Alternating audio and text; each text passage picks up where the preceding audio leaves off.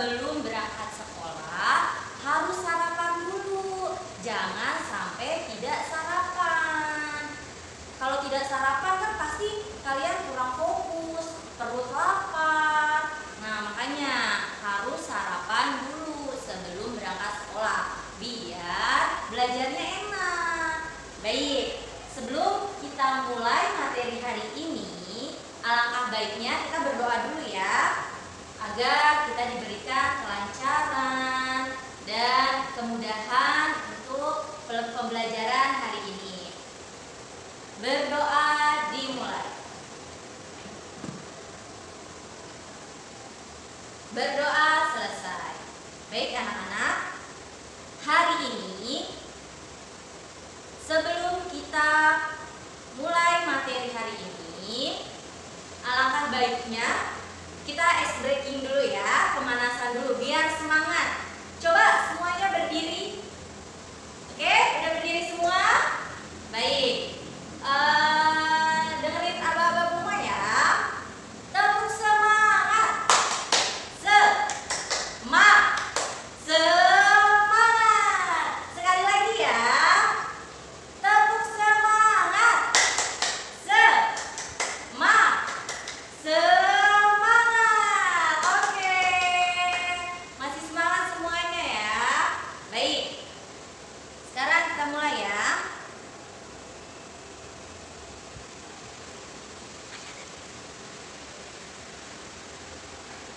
Oke, tunggu dulu.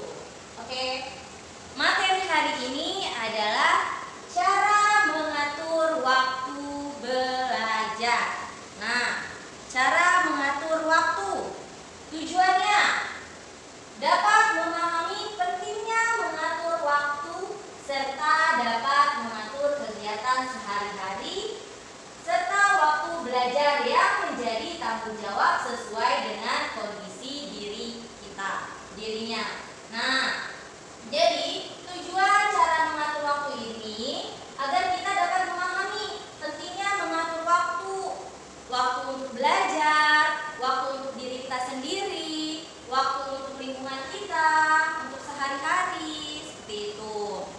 Jadi kita harus pintar-pintar nih mengatur waktu untuk diri kita sendiri. Sekarang kita lanjut. Kemampuan untuk mengalokasikan waktu dan sumber daya yang terbatas bukan suatu hal yang mudah. Dibutuhkan suatu latihan disiplin dalam mengatur waktu hingga mencapai tujuan yang kita kehendaki. Untuk dapat mengatur waktu yang tepat, kita harus cermat dalam mengatur porsi baik untuk beribadah untuk Tuhan, untuk diri sendiri, terus untuk belajar, bahkan untuk kegiatan sosial yang lainnya. Nah, mengatur waktu harus dilakukan dengan tepat karena hal ini berkaitan dengan waktu yang sifatnya tidak dapat disewa, dipinjam, dibeli, tidak bisa berubah, tidak bisa disimpan dan dikumpulkan, serta tidak ada penggantinya. Nah, waktu ini tuh sangat berharga. Jadi, waktu ini tuh tidak bisa yang namanya dibeli, digantikan, atau dipinjamkan, itu tidak bisa. Jadi, waktu ini sangat berharga. Makanya, kita harus pintar-pintar mengatur waktu untuk diri kita sendiri terutama. Nah, sangat disayangkan kalau waktu yang kita miliki, yang kita punya, kita buang sia-sia.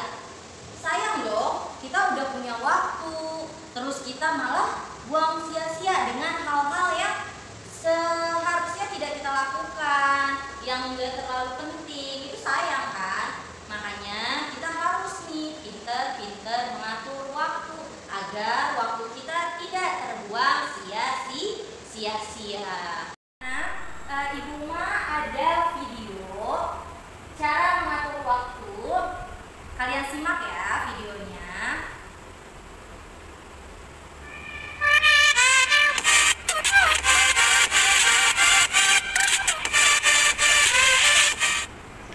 Assalamualaikum warahmatullahi wabarakatuh. Halo para pembelajar, bagaimana keadaan kalian hari ini? Semoga kalian selalu dalam keadaan sehat dan selalu semangat ya. Nah, kali ini akan disampaikan cara mengatur waktu terbaik selama pembelajaran jarak jauh, agar kalian dapat menerapkan dan mengatur waktu dengan baik. Dalam hal apapun, sebuah konsep sangatlah diperlukan. Di samping persiapan yang harus matang, juga akan meningkatkan kualitas sebuah hasil. Begitu juga dalam hal cara mengatur waktu bagi pelajar.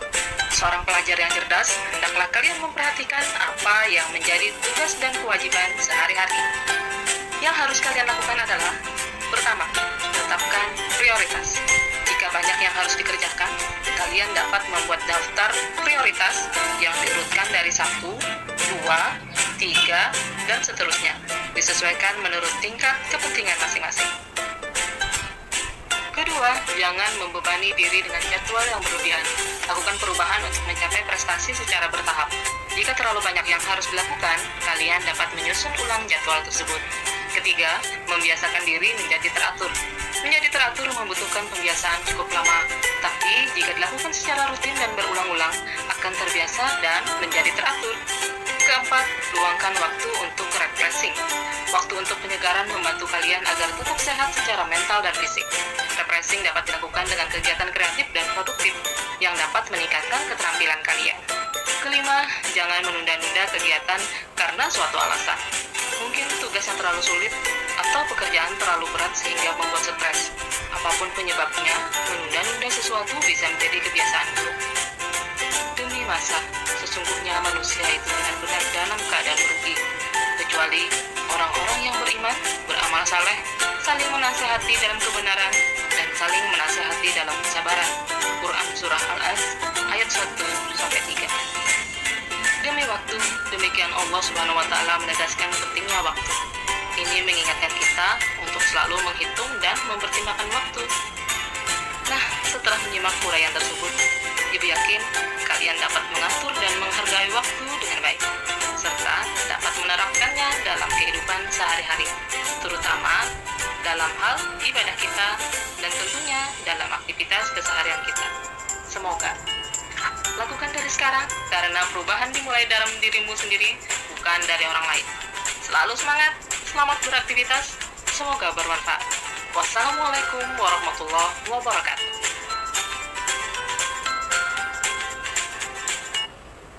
Nah, baik. Apakah dari video ini ada yang mau bertanya? Kalau tidak ada yang mau bertanya, Ibu lanjut ya. Kegiatan siswa.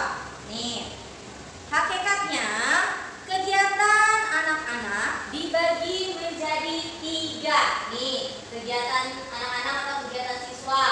Yang pertama, kegiatan rumah. Nah, kegiatan di rumah apa aja nih? Kalian ngapain aja di rumah? Apakah kalian di rumah cuman tim rebahan? Atau kalian cuman main HP aja di rumah?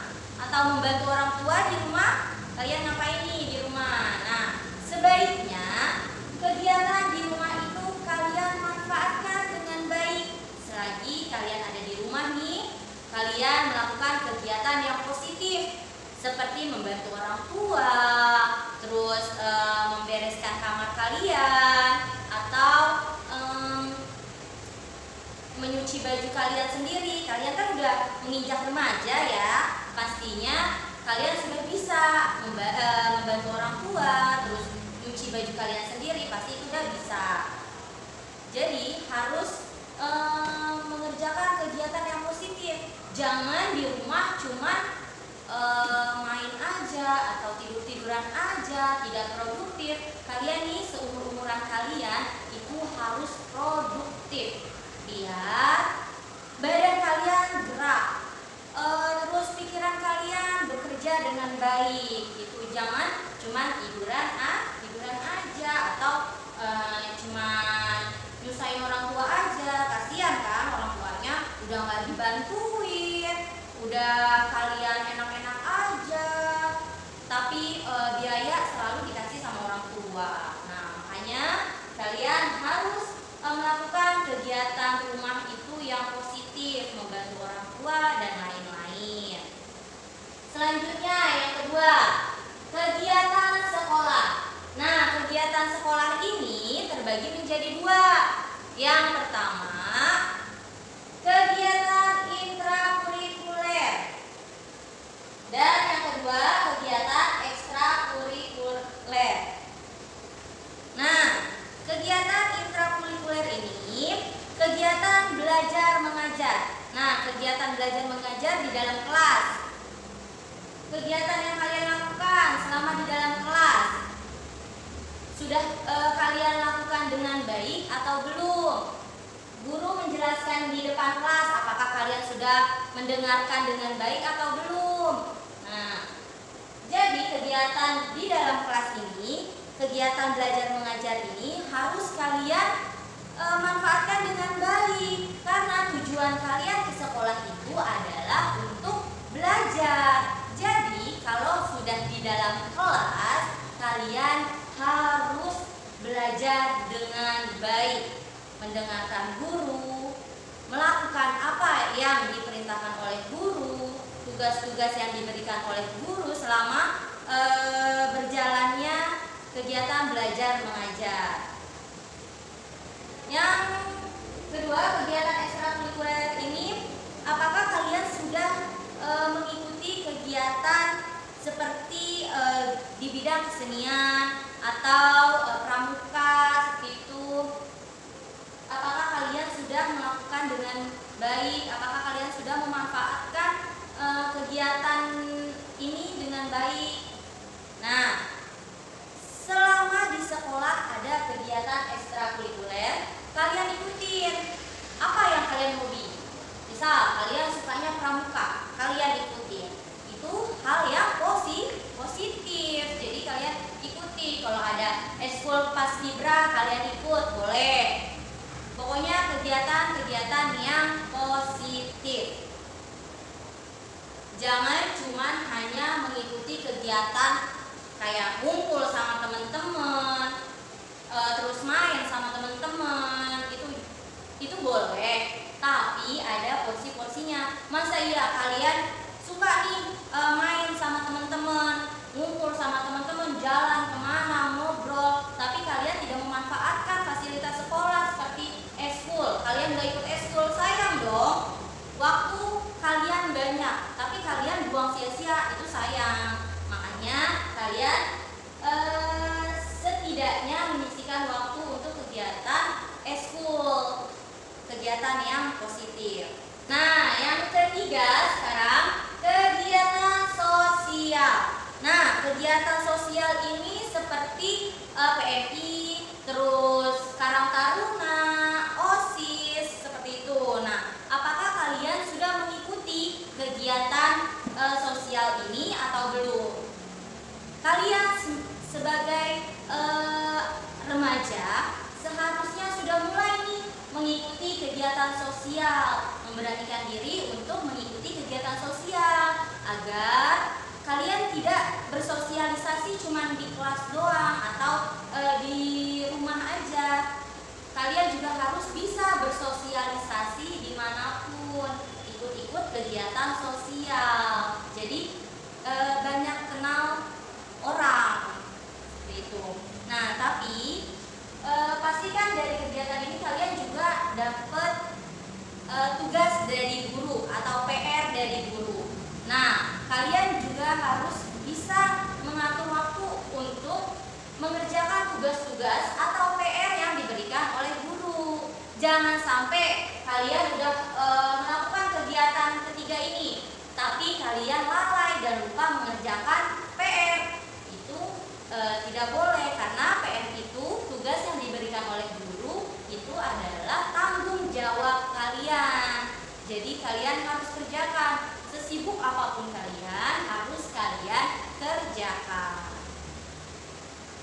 Nah, Ibu Uma punya contoh jadwal kegiatan sehari-hari nih, agar kalian bisa mengatur waktu dengan baik. Kalian buat nih jadwal kegiatan kalian sehari-hari. Misalnya Ibu Uma contohin, jam 4 kalian udah bangun tidur, terus menunaikan sholat subuh.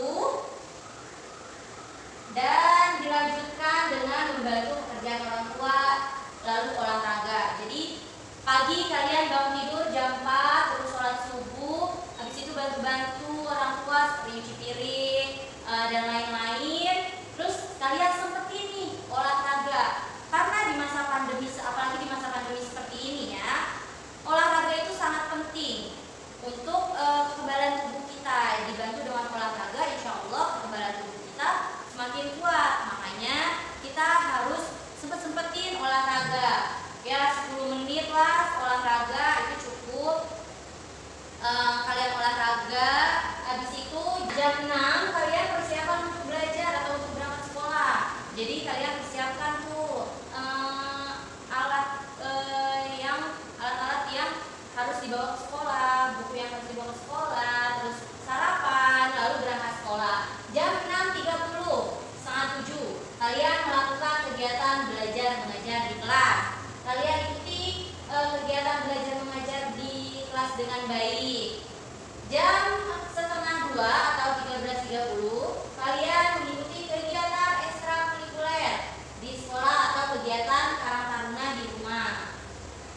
Jam 15.30 kegiatan membantu orang tua. Nah, jadi kalian juga harus punya waktu untuk membantu orang tua di rumah.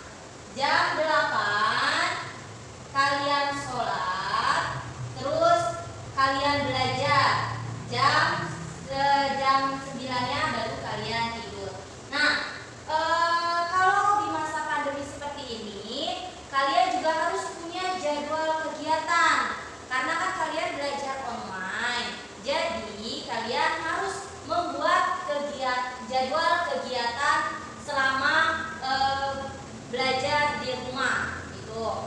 Nah, selama pandemi ini kalian juga harus produktif. Walaupun di rumah, kalian harus produktif, membantu pekerjaan di rumah, terus belajar di rumah. Kalau untuk sosialisasi, kalian kan pasti pada punya HP ya. Nah, pasti bisa kan, masih bisa untuk bersosialisasi lewat grup WA atau sosial media lainnya. Jangan karena di masa pandemi ini kalian belajar di rumah, mengambil kesempatan untuk bermain atau mentang-mentang nggak sekolah, nggak ke sekolahan, ya udah tugas kalian kerjakannya nanti aja, atau kalian malah santai-santai aja, nggak ngapa-ngapain di rumah. Jangan seperti itu. Walaupun kalian di rumah, kalian harus tetap mengerjakan kegiatan yang harus kalian lakukan. Nah, selama pandemi kalian harus aktif melakukan kegiatan yang positif, kegiatan sosial, kegiatan rumah, kegiatan belajar. Itu tiga-tiganya harus kalian lakukan, tetap kalian lakukan di rumah. Jangan sampai karena pandemi kalian jadi tidak melakukan kegiatan tersebut, jadi menyia-nyiakan waktu. Jangan sampai seperti itu ya. Nah, ini jadwal tidak kalian ganti selama pandemi. Selanjutnya, mengatur waktu belajar. Belajar memerlukan suasana yang mendukung, antara lain badan yang segar, udara yang tidak terlalu panas, lingkungan yang tidak terlalu bising, serta suasana hati yang tenang. Demikian pula keadaan ruangan serta lingkungan yang hiruk-pikuk akan menyulitkan anak berkonsentrasi pada materi yang dipelajari. Nah, jadi selama belajar kalian harus memerlukan badan yang segar, terus udaranya juga tidak panas, harus sejuk. Nah, ini ada contoh untuk memilih waktu belajar yang baik. Yang pertama, sesuai tidur siang sekitar jam 4 sampai jam 5 sore. Nah, kalian sesuaikan tidur siang. Sehabis tidur siang kalian belajar dari jam 4 sampai jam 5 sore. Terus sehabis subuh, sekitar subuh dari jam 4.30 sampai jam 5.30 kalian bisa belajar terlebih dahulu, baru siap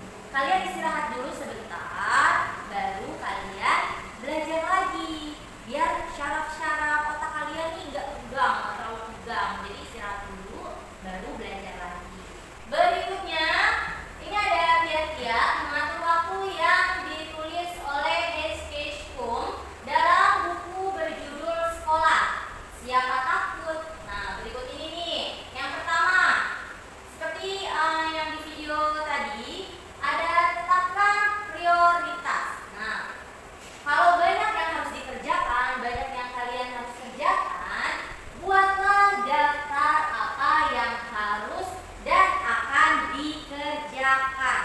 Jadi kalian buat daftar atau jadwal yang harus kalian kerjakan. Misalkan hari Senin harus ngerjain tugas dari rumah, terus harus ngerjain tugas dari rumah, ngerjain tugas dari guru lain, terus habis ngerjain tugas dari guru lain harus membantu orang tua atau menemani orang tua ke pasar, seperti itu. Jadi kalian punya daftar atau jadwal yang tersusun. Urutkan setiap tugas dalam urutan 1, 2, 3 dan seterusnya menurut tingkat urgensi. Jadi apa dulu yang penting? Yang penting kalian tulis 1, 2, 3 dan seterusnya. Yang kedua, jangan membebani diri dengan jadwal yang berlebihan. Lakukanlah perubahan untuk mencapai prestasi secara bertahap. Kalau terlalu banyak yang harus kita lakukan, kita dapat menjadi bingung dengan jadwal tersebut. Jadi jangan membebani diri kita nih.